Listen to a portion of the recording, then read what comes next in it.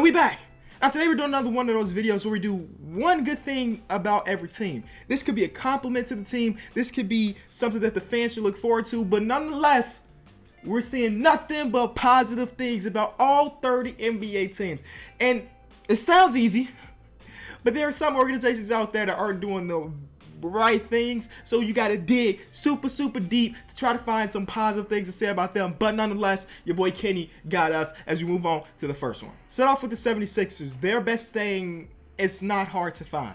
You got Joel Embiid just being 24 years old, already an all-star, superstar caliber center. And then we got Ben Simmons being just 21 years old, getting done with his rookie season, and he's already considered one of the better point guards in the league. So their best thing, or their positive thing, is that their two-star players are super young, and they literally just played one season together, and they played it pretty well. Yes, in the playoffs, it didn't end the way they wanted to, but I'm sure with these two guys getting more chemistry and developing better and better games, that this team is going to be pretty scary for the future. So Philly fans, well, you already know this. This is not nothing new for you. The Bucks. The best thing I said about the Bucks is that you have Giannis Antetokounmpo signed into 2021, where then he's up for a new contract and anything can happen. I remember earlier this year, Kevin Durant gave Giannis some advice, because Giannis has always been the guy to come out and say, like, listen, I want to play my entire career with one organization. I want to be like Kobe. I want to be like Tim Duncan. I want to be like these guys who spend their entire careers with one team, which is a great thing to have. But Kevin Durant came forward and said to him,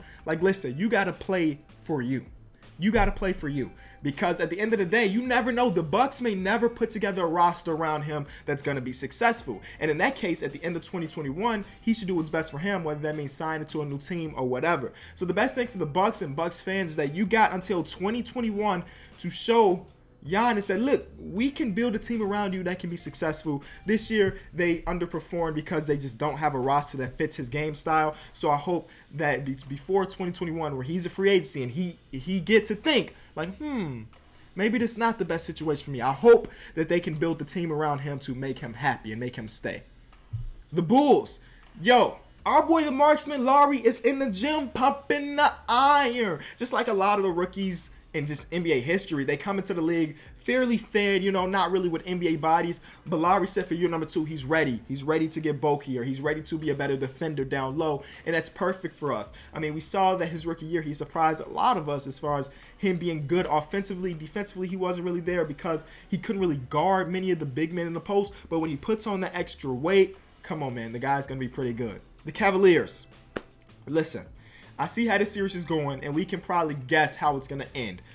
But the positive thing I can say to y'all is that you're in the finals again. That is an extreme compliment. Win or lose, getting there. There are 28 other teams in the league that would love to be in your shoes right now. And that's filled with hundreds of players that would love to be in your shoes right now, just playing in the finals. So getting there is an extreme compliment. Who knows what's going to happen to LeBron this offseason, whether he stays or leaves. But right now, you should be excited just by being there. The Celtics.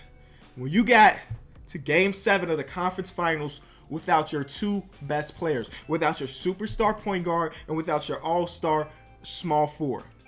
That's something to really be happy about. That's something to be proud about. You just saw a team full of youth step up to the plate and was ready to hit home runs. And though they were just a little bit short from making the finals, you got to be optimistic about the future. Every one of their core guys, Kyrie Irving, Gordon Hayward, Al Horford, Jaylen Brown, Jason Tatum, Terry Rozier, these are guys that are signed for at least 2 more years. So they're going to be in a situation similar next year where they're ready to compete. And the year after that, they'll probably be in a situation where they're ready to compete. And it's just a beautiful thing if you're a Celtics fan. The Clippers. Now, this is the first time since 2010 that you have a top 15 pick. And you actually have 2 of them, which is a great thing. I think that the Clippers are trying to do the old-fashioned type of rebuild where you try to stay competitive, which they did this year. They were a couple games out of making the playoffs. But also, if they hit their draft picks well, they don't have to go through the tanking process. They can continue to get better while also staying competitive. They just re-signed Doc Rivers, and a lot of people see that as a bad thing. But me personally, I think that Doc Rivers is one heck of a coach. He's one of the better coaches in the league. Think about their roster. I think they were missed the playoffs by 5 games. And they did this when they just lost their superstar point guard and Chris Paul, and then their star and Blake Griffin. They did this without those 2 players on their roster. I mean, I think that's a huge accomplishment. And if they hit on these 2 draft picks, their rebuilding process is not like many other rebuilding process we see in the league. So that's something to be positive about. The Grizzlies. So since there's not a lot of money to throw around this year in free agency, you do have the opportunity to bring Tyreke Evans back for next season. Tyreke Evans was one of the few bright spots in the Memphis Grizzlies season, but he played very, very well. And then, not to mention, you have a top pick. I argue that if you hit on your top pick, y'all, this team could be right back in playoff contention very, very soon. You got to think about it. Their best players, Marc Gasol and Mike Conley, were both out pretty much this entire season.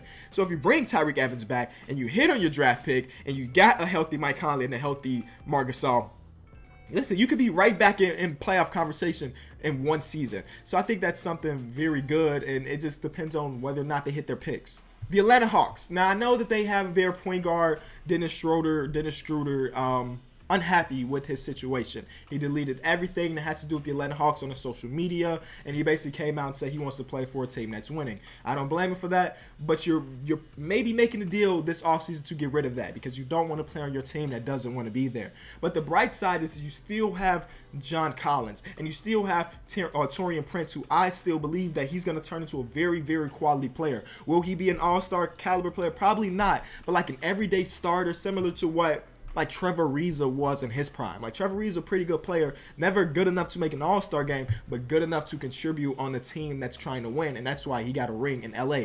So you guys have pieces here and there, and then again, you have this year, you have a top draft pick. So your rebuilding process is on the right foot. You just have to make sure that you get the bad part of your organization or your bad part of your roster out of there, which is Dennis Schroeder. The Miami Heat, you guys have one of the best coaching staffs in the league. Spoelstra's always been one of the top guys, and I think we see that more now that LeBron is gone. Like, people always question, was Spoelstra really a good coach, or did he just have LeBron, Dwayne Wade, and Chris Bosh on his team? I think we realize now that Spoelstra is just a really good coach. You got to think about it. Players like James Johnson has 8 years of experience in the league, 6 different teams.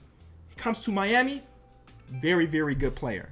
And then you have Wayne Ellington, similar situation. He was on 5 teams in 8 years, has career years once he hits Miami. Even Dion Waiters was a lost soul until he hit Miami. So the Miami Heat coaching staff finds a way to bring out the best in NBA players. Even Hassan Whiteside, his first couple years in Sacramento, he was nothing. Came to Miami, he became one of the better defending guys in the league. So their coaching staff is very, very nice. You look at their roster, it doesn't look like a roster that's really good, but since they have the coaching staff to get the best out of every single player, they're always going to be a team that's going to be hunting for playoff seeding. The Charlotte Hornets, in the last 6 games of the season, your boy Malik Monk averaged close to 20 points per game and shot like 45% from the field. That is extremely good for a guy that throughout the season, I was very curious. So why is he sitting on the bench? This team is not being competitive. So why are they not playing their top pick from last year? And then last couple games of the season, they finally unleashed Malik Monk, and he played very, very well. So depending on what they do this offseason, they do have, well, they're going to have a new coach this season. They just got rid of Steve Clifford, and Steve Clifford is other places. If they have a coach that's willing to play their young guys, Malik Monk in his sophomore season could be pretty good. Again, he averaged close to 20 points per game. And I know it's a small sample size, just 6 games, but he was pretty good in those 6 games. So give him another year, a different coach, get more minutes. He could be something special for y'all. The Jazz, you got one of the youngest, like, bona fide stars in this league. Like, he's not a star just yet, but his trajectory says that he's going to be one of the better players in this league. And, of course, we're talking about Donovan Mitchell. And then you got one of the best defending guys in the league, and Rudy Gobert. I think Rudy Gobert's only 25 years old. Donovan Mitchell's like 21 or something like that. So your core is still young. You got to figure out what you got to do with Derek Favors this offseason. But nonetheless, you still got a very nice core and a very great offensive player in Donovan Mitchell, and then a great defensive player in Rudy Gobert. The Sacramento Kings, you guys were projected to have the 7th pick this year's draft, and you jumped all the way up to number 2. That is extremely crazy. And as a Bulls fan, it kind of hurts my heart because there was a coin flip who was going to get the higher seeding, whether it be the Bulls or the Sacramento Kings. The Bulls won the coin flip, but ended up dropping in the draft, and the Sacramento Kings lost the coin flip and jumped all the way up to number 2. So it's crazy, but you guys have the opportunity to get the guy. You have missed on a lot of draft picks in the past. I think De'Aaron Fox is a good one, But right now, this is your chance to turn things around. Sacramento has always been kind of one of the laughing stocks in the league with all the things that went through their organization.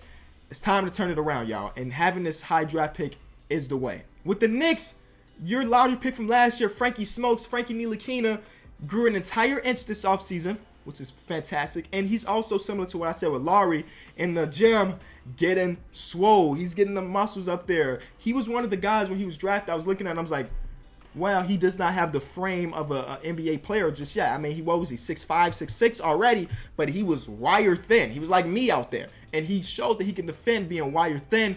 So when he puts on some weight and he can body some of the bigger guys, come on, man. Defensively, the guy's going to be good. Now we just need his offensive game to come around. Knicks fans, I know you were pretty upset when y'all drafted him over like Dennis Smith Jr., but I feel like he's going to show y'all that he has potential to be a very quality player in this league. The Lakers, it's so simple. You guys have money to sign 2 max players this offseason. So there are guys out there, Paul George, DeMarcus Cousins, LeBron James. Like, those are just names that are free agents this offseason. So you have the opportunity to sign 2 of those guys. Will you? I'm not too sure. But the way Paul George has been doing things, I mean, it seems like he wants to come home to LA. He's been following Lakers fans on Instagram and stuff. And that don't necessarily mean a lot, but it means something, right? He followed Julius Randle. That's a weird person to follow, right? I mean, if you follow Lonzo, that makes sense because him and his family are reality stars and everything. But Julius Randle, maybe he's about to team up with them guys. The Magic.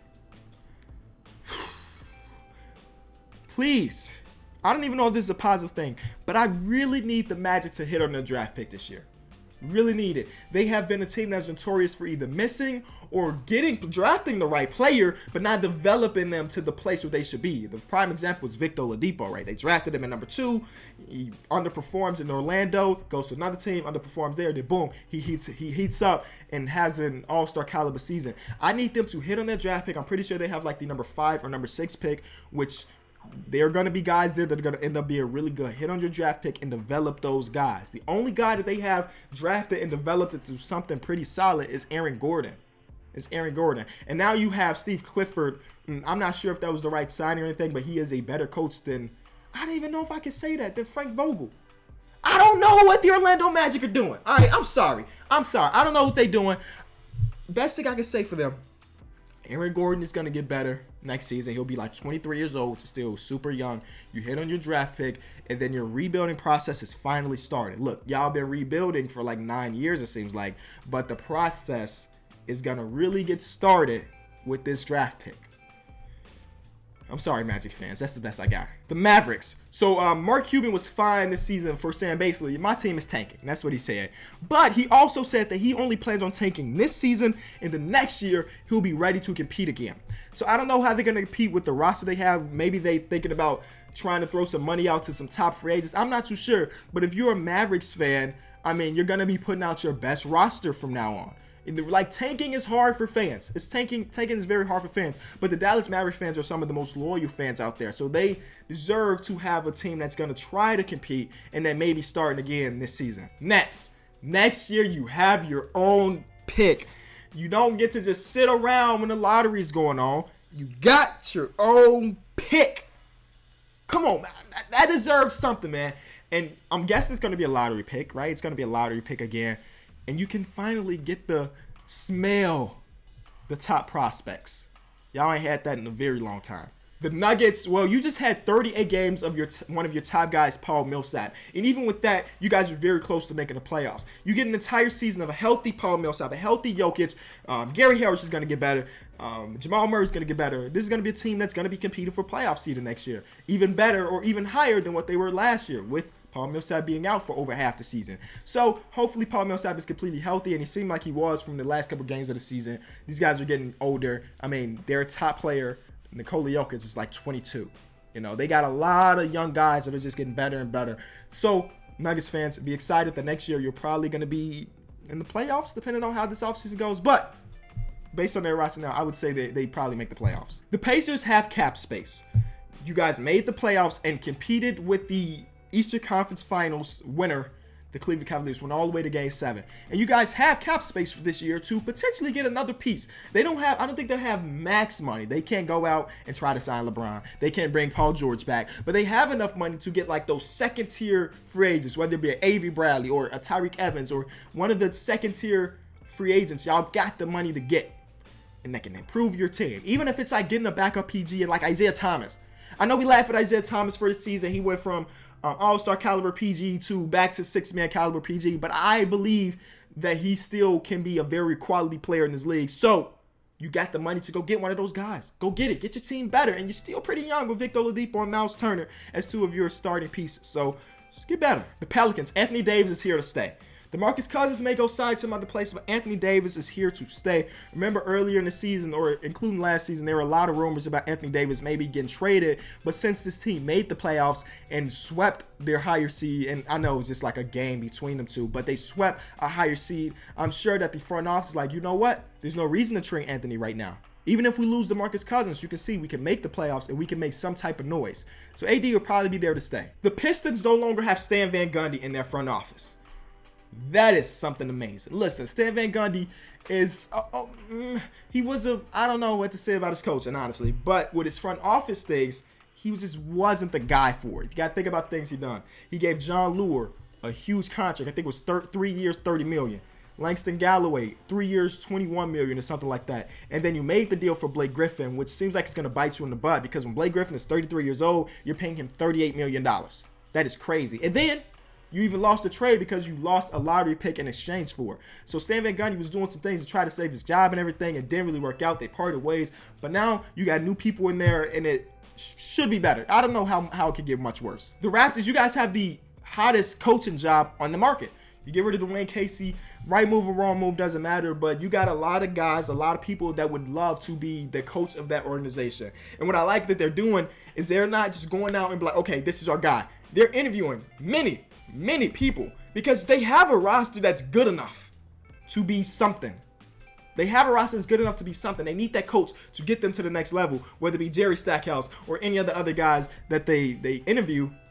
I'm glad they're taking their time with it. I'm glad they're taking their time with it and trying to find the perfect candidate. The Rockets, you guys can hang.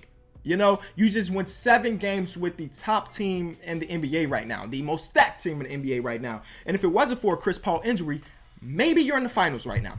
So the best thing I can say about y'all is that y'all have the pieces to compete, which means that next year, if you stay healthy, you never know what can happen. The Spurs, Danny Green said that he talked to Kawhi Leonard personally, and Kawhi told him that he wants to stay with the Spurs organization. That is a great thing because since Kawhi Leonard is a top player in this league, I mean, you never really want to trade those guys. You never want to trade those guys. So if Kawhi Leonard is down with re-signing and getting that Supermax, it's great for their future. The Suns are having so far one of the best off seasons in NBA history. First, you win the draft lottery. Perfect. DeAndre Ayton is probably yours.